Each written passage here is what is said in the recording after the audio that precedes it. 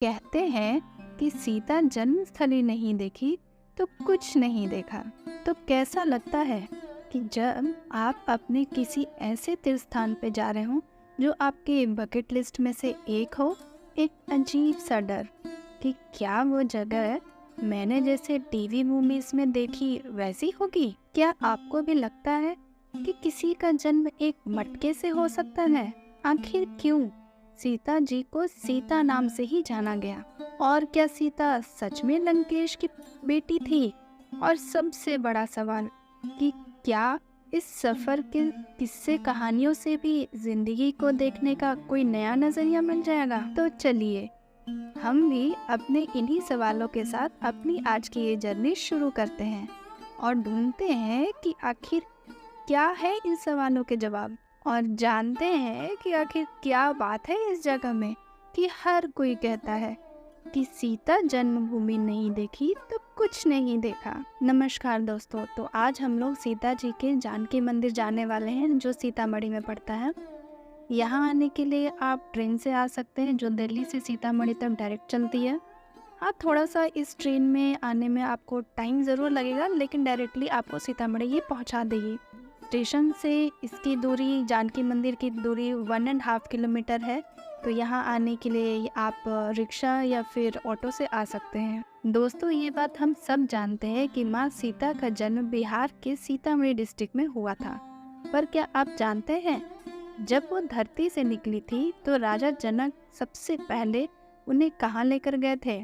तो बात कुछ ऐसी है, जब सीता जी धरती से राजा जनक को मिली थी तब उनके जन्म के थोड़ी ही देर बाद वहाँ काफी तेज बारिश होने लग गई थी। तब उस नन्ही सी बालिका को लेकर राजा जनक सबसे पहले इसी स्थान पर आए थे जहाँ आज के समय में जानकी मंदिर है। उस समय यहाँ इसी स्थान पर एक उर्विजा कुंड है जो जानकी मंदिर के पास ही है, जहाँ पर राजा जनक हल चलाने के समय रुके थे और यहाँ वो 10 दिन रहे थे। और सीता जी के जन्म के 6 दिन के बाद उनका छठी का महोत्सव भी मनाया गया था। तो चलिए अब अंदर दर्शन करने के लिए चलते हैं। ये है यहाँ की एंट्री गेट। क्या खूबसूरती से इसके एंट्री वॉल पर सीता जी, राम जी और राजा जनक की पेंटिंग बनाई हुई है। यहाँ की सारी पेंटिंग्स एक अलग ही अनुभव कराती हैं। आप यहाँ के पेंटिंग को देखकर बिल्कुल ही खो जाएंगे, जैसे मैं अभी खो गई थी। यहाँ की सारी पेंटिंग्स उस समय की कहानी बयां करती है। ये एंट्री गेट की पहली पेंटिंग देखिए, जब सीता जी पहली बार धरती से राजा जनक को मिली थी। यहाँ इस तस्वीर में सीता जी अपनी बहनों के साथ नजर आ रही हैं जब वो राम जी को माला पहनाने जा रही थी। ये नेक्स्ट पिक्चर्स जब राम जी और सीता जी की शादी हुई। आइए अब अंदर चलते हैं। यहाँ अंदर आते ही ऐसा फील हो रहा है मानो जैसे मैं साक्षात माता सीता के कुटिया में कदम रख रही हूँ, उनके बाल स्वरूप के दर्शन करने के लिए। कहते हैं यहाँ जो उर्विजा कुंड है उसके जीर्णोद्धारण के समय इस कुंड के अंदर से सीता, राम और लक्ष्मण जी की एक साथ वाली मूर्ति मिली थी, जिसकी स्थापना जानकी मंदिर में कराई गई। कहते हैं कि इस प्रतिमा को राजा जनक जी ने सीता जी के विवाह के समय बनवाया था और उर्विजा कुंड के जीर्णोद्धारण के समय ये मूर्ति वहां से प्राप्त हुई और इसकी स्थापना इस मंदिर में कर दी गई थी। यहाँ की शांति, यहाँ के मिट्टी की सौंधी सौंधी खुशबू, ऐसा फील हो रहा है मानो मैं उसी सदी में पहुँच गई हूँ जब राजा जनक जी पहली बार नन्ही सी सीता जी को अपने हाथों में लेके इस स्थान पर आए थे। सीता जी के जन्म के कारण ही इस स्थान को पहले सीतामढ़ी के नाम से जाना जाता था और बाद में इस स्थान का नाम सीतामढ़ी पड़ गया और आज इसे सीतामढ़ी के नाम से जाना जाता है। क्या आपको पता है कि आखिर क्यों राजा जनक ने सीता जी का नाम सीता ही क्यों रखा? तो चलिए आज इसके बारे में भी आपको मैं बता देती हूँ। इनका नाम सीता रखने का कारण ये है कि हल के आगे की तरफ जो नुकीला भाग निकला हुआ होता है उसको सीत कहते हैं और वो सीत घड़े से टकराया था जिसके कारण सीता जी का जन्म हुआ था, और इसी कारण से राजा जनक ने सीता जी का नाम सीता रखा था। दोस्तों, क्या आपको कहानी सुनना पसंद है? ऑफ कोर्स, कहानी सुनना किसे नहीं पसंद, मुझे तो बहुत पसंद है। आखिरकार बचपन से दादी नानियों के साथ मिलकर के कहानियाँ ही तो सुनी है हमने। अगर आपको भी कहानियाँ सुनना पसंद है तो मुझे कमेंट सेक्शन में ज़रूर बताइएगा कि आपको किस टाइप की कहानियाँ सुनना पसंद है। फिलहाल मैं एक कहानी आपको सुनाने जा रही हूँ जो शायद ही आपने कभी सुनी होगी। तो चलिए आज के इस कहानी की शुरुआत करते हैं। दोस्तों, सीता जी के जन्म को लेकर अलग अलग कहानियाँ और अलग अलग धारणाएं बनी हुई हैं, और इनमें से कोई भी कहानी अगर आपने सुनी हो तो मुझे कमेंट सेक्शन में ज़रूर बताइएगा कि क्या आपने ये कहानी कभी सुनी थी।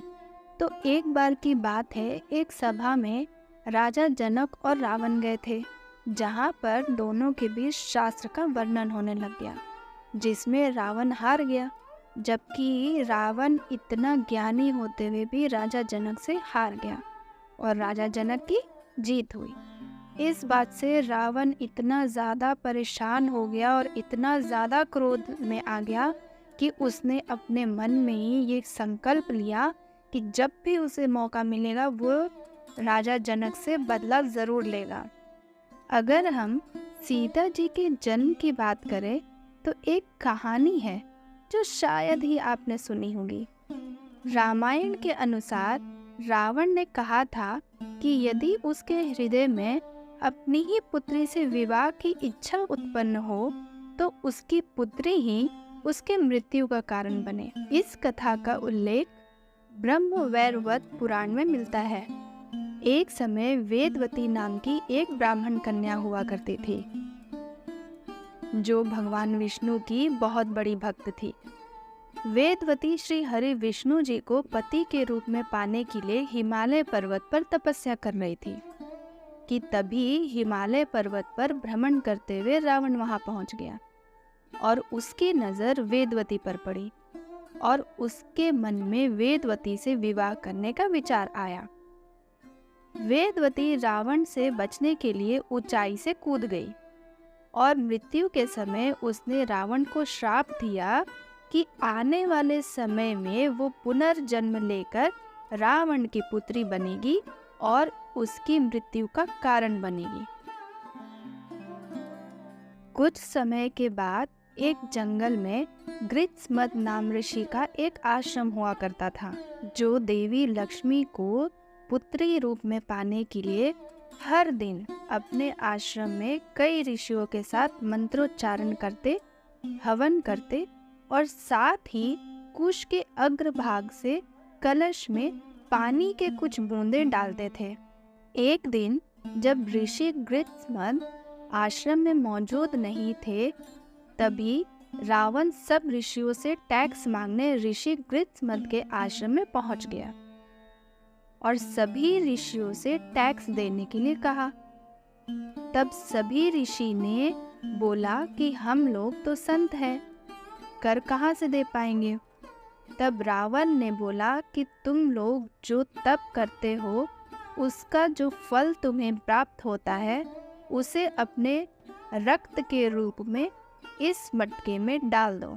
जब ऋषियों ने इस बात का विरोध किया तब रावण ने वहां मौजूद अन्य ऋषियों को मारकर उनका रक्त उसी कलश में भर लिया जिस कलश में ऋषि गृत्समत कुश के अग्रभाग से पानी की बूंदें डालते थे।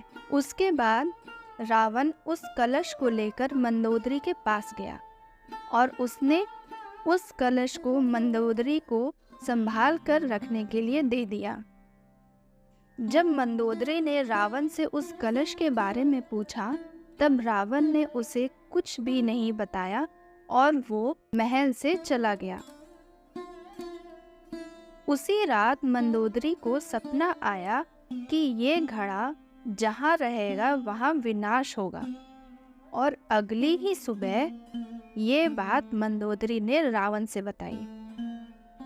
जैसे ही ये बात रावण ने मंदोदरी से सुनी, रावण बहुत तेज से ठहाके लगा के हंसने लग गया और मंदोदरी से कहा, ये सब तुम्हारा भ्रम है। ये कहकर वो वहाँ से चला गया। मंदोदरी ने सोचा कि आखिर इस कलश में ऐसा क्या है जो रावण उसे अपने महल में रखना चाहता है।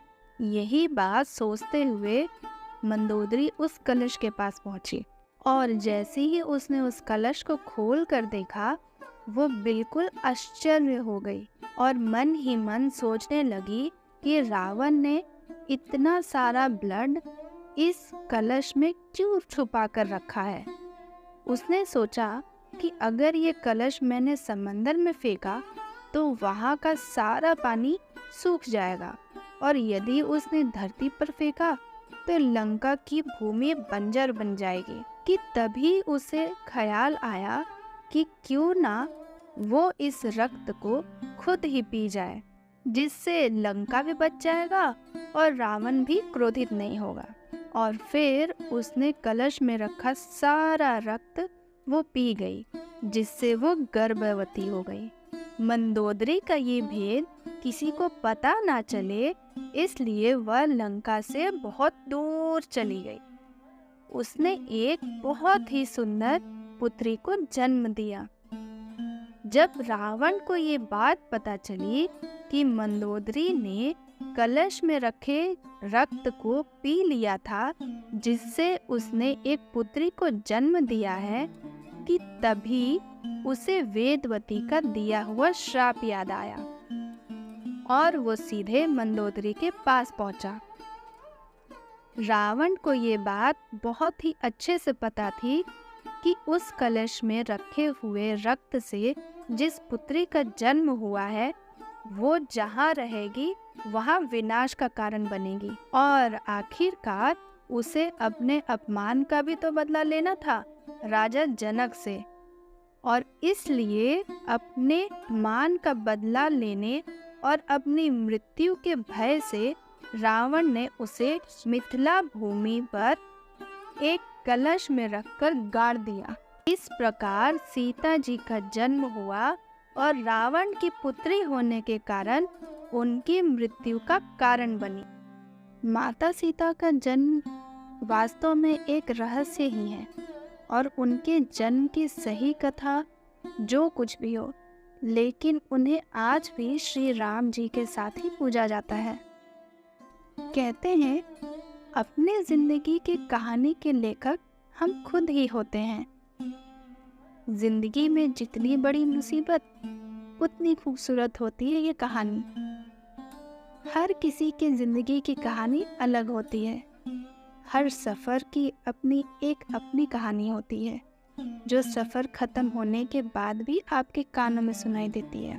तो ऐसी ही एक नई कहानी, एक नए सफ़र के साथ मैं मिलूंगी आपसे अगले सफ़र में। तब तक के लिए मुझे आज्ञा दीजिए। और हाँ, कमेंट करके ज़रूर बताइएगा आप मेरे से किस जगह की पूरी कहानी सुनना चाहेंगे। तो आशा करती हूँ कि सीता जन्मभूमि की ये जानकारी आपको पसंद आई होगी, और यदि हाँ तो कृपया सब्सक्राइब बटन दबाना ना भूलें। और मैं आपसे मिलूँगी इसी वीडियो के सीरीज़ पार्ट 3 में, जहाँ हम पहुँचेंगे जनकपुर नेपाल। तब तक के लिए नमस्कार।